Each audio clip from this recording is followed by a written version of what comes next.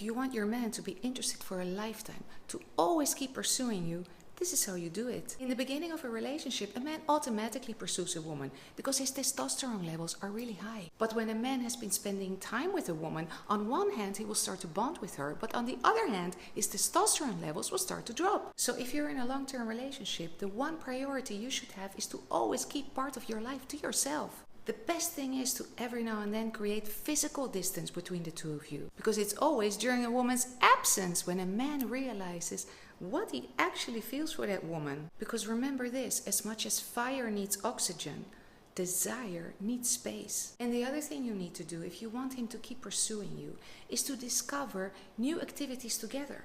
Because in the beginning, when you meet a man, you bond through things that you have in common. Maybe you both like to ski, or you both love to travel. But if you've been together for 10 years, you've been there, done that. You need to find new things to ignite oxygen again into your relationship. And the last thing you need to do to keep a man interested in you is to always be busy with your self-development. You should be a woman who's always evolving, who knows how to take care of her body and her mind. That's how you create the desire for him to stay curious about you, because you as a woman never stay the same.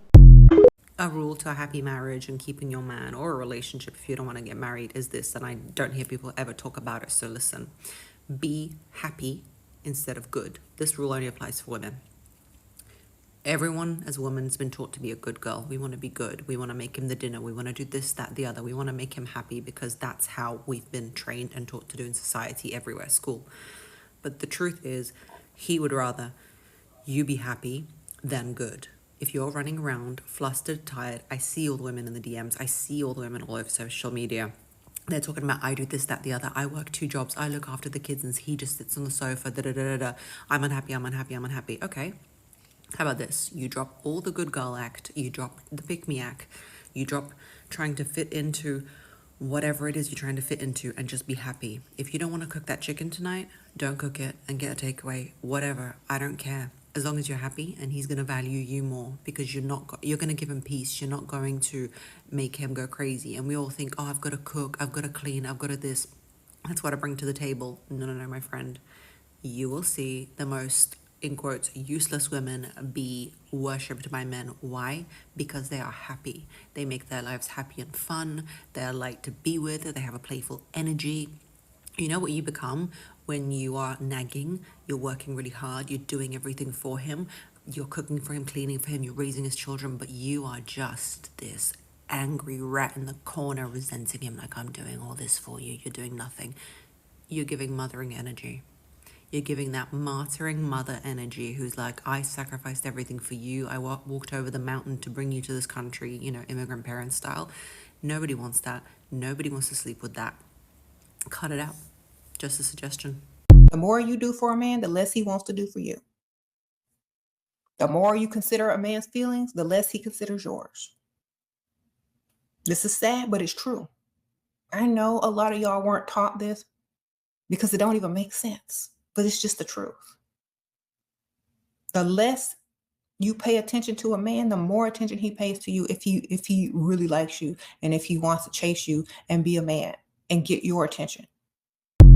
3 things every man wants from his woman. Although he is in a relationship with a woman, he still wants to feel that he's a free man to make his own choices. The worst thing a woman can do to her man is to constantly try to change him, to influence him, to do things that he actually doesn't want to do. The second thing a man wants from his woman is for her to be able to give him peace, to calm him down. Men are very goal-oriented. Whatever they do in life, they don't do anything just random. They do it to achieve something because they're super competitive. And the one thing he knows for sure is that he has to earn money.